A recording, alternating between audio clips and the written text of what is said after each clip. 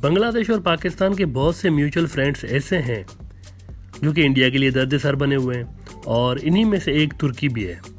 ترکی اور بنگلہ دیش کا جو ٹریڈ والیوم ہے وہ $754 ملین رہا ہے اس سال کے پہلے 10 مہینے میں، جو کہ نارملی $1 بلین تک بھی جاتا ہے اینیولی۔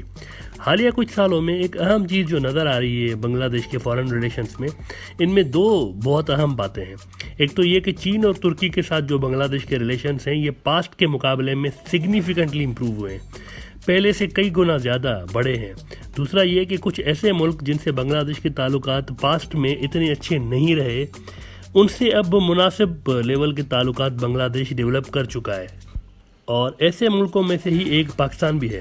اس کا مین ریزن دونوں ملکوں کی ترکی اور چین جیسے جو میوچل دوست ہیں وہ اس کا ایک بڑا ریزن ہے۔ ترکی کے ساتھ اپنے ریلیشنز مزید بہتر بنانے کے لیے اس سال سپتمبر میں بنگلہ دیش کے فارن منسٹر جناب AK عبد المومن صاحب ترکی گئے تھے، اور وہاں بنگلہ دیش کی جو نئی ایمبیسی انقرہ میں بنی ہے اس کا بھی افتتاح کیا تھا انہوں نے، اور اب ترکی کے فارن منسٹر بنگلہ دیش آ رہے ہیں، اور ان کا یہ دورہ بہت ہی اہم ہے کیونکہ اس میں صرف ٹریڈ ہی ڈسکس نہیں ہو رہا بلکہ کئی اہم ریجنل ایشوز بھی ڈسکس ہونے جا رہے ہیں دونوں ملکوں کے درمیان۔ تو یہ ایک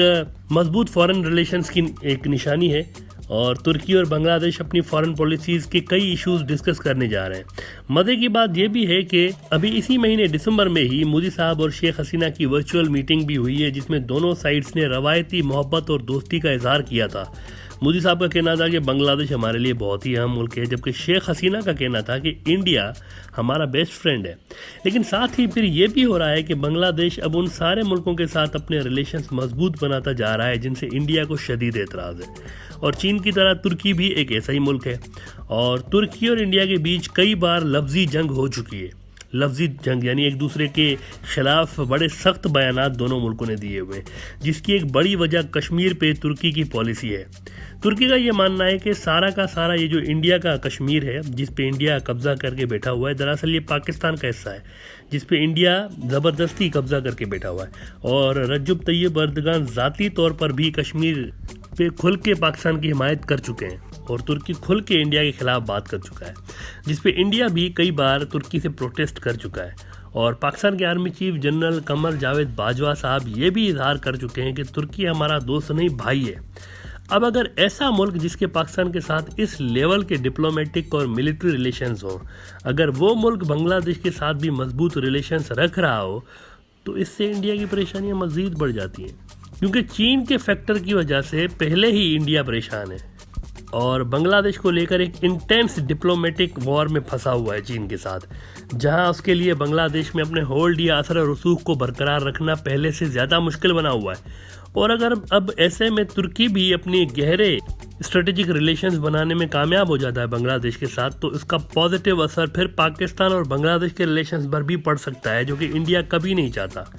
بنگلہ دیش اور ترکی کے مضبوط اسٹریٹجک ریلیشنز کیوں بن رہے ہیں، ہم یہ کس بیسس پر کہہ رہے ہیں؟ دیکھیں، دو ملکوں کے درمیان مناسب ڈپلومیٹک ریلیشنز اگر پہلے سے ہی موجود ہوں، اور اس کے بعد اگر ان ملکوں کے بیچ ملٹری ریلیشنز بھی قائم ہونا شروع ہو جائیں، تو یہ ایک سائن ہوتا ہے کہ یہ دو ملک اسٹریٹجک پارٹنرشپ کی طرف بڑھ رہے ہیں۔ انڈیا اور بنگلہ دیش کے بیچ مضبوط ڈپلومیٹک ریلیشنز تو ہیں، اس میں کوئی شک نہیں ہے کہ حکومتی لیول پر انڈیا کو بنگلہ دیش میں بہت زیادہ سپورٹ حاصل رہی ہے، لیکن ملیٹریلی انڈیا کے لیے بنگلہ دیش میں وہ سپورٹ نہیں پائی جاتی جو کہ چین کے لیے پائی جاتی ہے۔ چین بنگلہ دیش کا سب سے بڑا ڈیفنس پارٹنر ہے، لہٰذا پلڑا چین کا بھاری ہے بنگلہ دیش کے اندر، کیونکہ اس کے ملٹری اور ڈپلومیٹک دونوں ریلیشنز موجود ہیں، اور انہی ملٹری ریلیشنز کو جو کہ بنگلہ دیش اور چین کے درمیان موجود ہیں، ان کے ڈاؤن کرنے کے لیے کچھ مہینہ پہلے آپ کو یاد ہوگا کہ امریکہ نے بھی بنگلہ دیش کو آفر کی تھی کہ ہم بنگلہ دیش کی ملٹریلی ہیلپ کرنا چاہ رہے ہیں، لیکن اس پر بھی کوئی زیادہ پیش رفت بعد میں سامنے نہیں آئی۔ اصل میں امریکہ کی یہ آفر کرنے کے پیچھے بھی دراصل انڈیا ہی تھا۔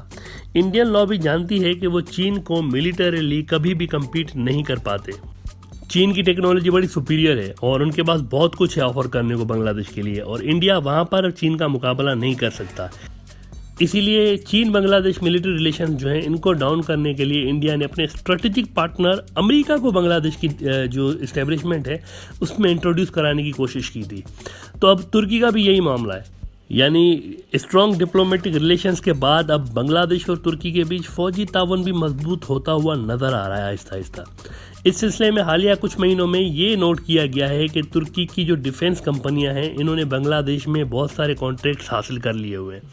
और जब तुर्की में जो बांग्लादेश के डिफेंस अताची हैं ब्रिगेडियर जनरल मोहम्मद तारिकुल आलम तारिक, जब उनसे पूछा गया कि आखिर तुर्की की कंपनियां इतने सारे डिफेंस कॉन्ट्रैक्ट कैसे विन कर पा रही हैं बांग्लादेश के अंदर, तो उनका कहना था कि असल में तुर्की की जो प्रोडक्ट्स हैं, जो वो डिफेंस की चीज़ें बना रहे होते हैं, वो बड़े आला मयार की होती हैं, बड़ी ज़बरदस्त होती हैं, और उनकी जो प्राइस होती है, उनका जो रेट होता है वो भी सही होता है। इसके अलावा उनकी जो आफ्टर सेल सर्विस होती है, जो तुर्की की कंपनियां दे रही होती हैं, वो भी बड़ी ज़बरदस्त होती है। ये वो तीन मेन शोबे हैं,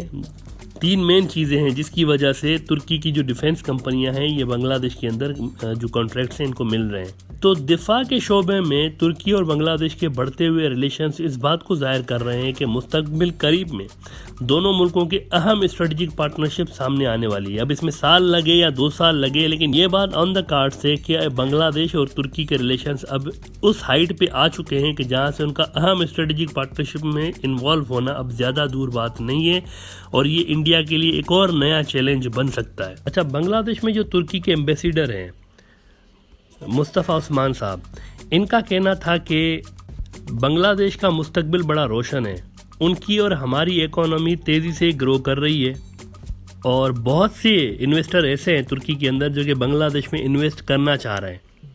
इस सिलसिले में आपको ये भी बता दें कि तुर्की की एक बहुत बड़ी कंपनी है जो कि $100 मिलियन इन्वेस्ट करने जा रही है एलपीजी के सेक्टर में चिटागोंग के अंदर, और ये सिर्फ एक कंपनी की इन्वेस्टमेंट है $100 मिलियन, जो कि बड़ा ह्यूज अमाउंट है। अगर तुर्की की बहुत सारी दूसरी कंपनियां भी अगर आ जाती हैं यहाँ पर, तो इससे जो इकोनॉमिक रिलेशंस भी हैं तुर्की और बांग्लादेश की बहुत ज़्यादा आगे जा सकते हैं, और जितना जितना तुर्की और बांग्लादेश के रिलेशंस आगे जाएंगे इंडिया के लिए इसमें मसला बढ़ सकता है, क्योंकि तुर्की जो है ये, जैसे कि हम बता चुके हैं आपको, कि पाकिस्तान की फॉरेन पॉलिसी का एक सबसे बड़ा प्लेयर जो है चीन के बाद अगर कहा जाए तो वो तुर्की ही है।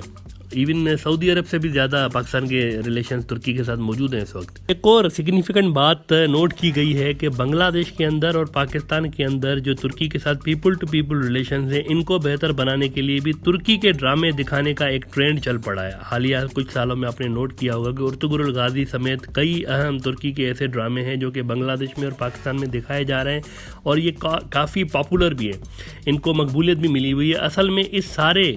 ये जो एक्सरसाइज है इसका मकसद यही है कि पीपल टू पीपल रिलेशंस जो हैं इन दोनों मुल्कों के वो बेहतर बने तुर्की के साथ। तुर्की के फॉरेन मिनिस्टर का ये जो दौरा है, इसमें एक और जो अहम चीज़ सामने आने वाली है वो ये है कि ढाका में तुर्की की एक नई एम्बेसी बनी है बांग्लादेश के लिए, और उसका इफ्तिताह AK अब्दुल मोमिन जो कि बांग्लादेश के फॉरेन मिनिस्टर हैं, वो और तुर्की के फॉरेन मिनिस्टर दोनों मिल के करेंगे। ये जो नई एम्बेसी बन चुकी है तुर्की की बांग्लादेश के अंदर, इन सारी चीज़ों को देखकर ये कहा जा सकता है कि बांग्लादेश और तुर्की के जो मुस्तकबिल के रिलेशंस हैं ये काफ़ी ब्राइट हैं, और आने वाले कुछ ही टाइम में इनमें बहुत ज़्यादा एक नई हाइट आपको नज़र आएगी इन दोनों मुल्कों के दरमियान। लेकिन साथ ही ये भी नोट कर लें कि इनको भी स्पॉइल करने के लिए, जैसे कि चीन के बांग्लादेश के साथ रिलेशंस को स्पॉइल करने की कोशिश की जाती है, तो इन रिलेशंस को भी स्पॉइल करने वाली फोर्सेस मौजूद हैं, और वो भी यकीनी तौर पर इसको स्पॉइल करने की कोशिश करेंगी, लेकिन उसमें उनको ज़्यादा सक्सेस मिलने के जो चांसेस हैं ये कम हैं।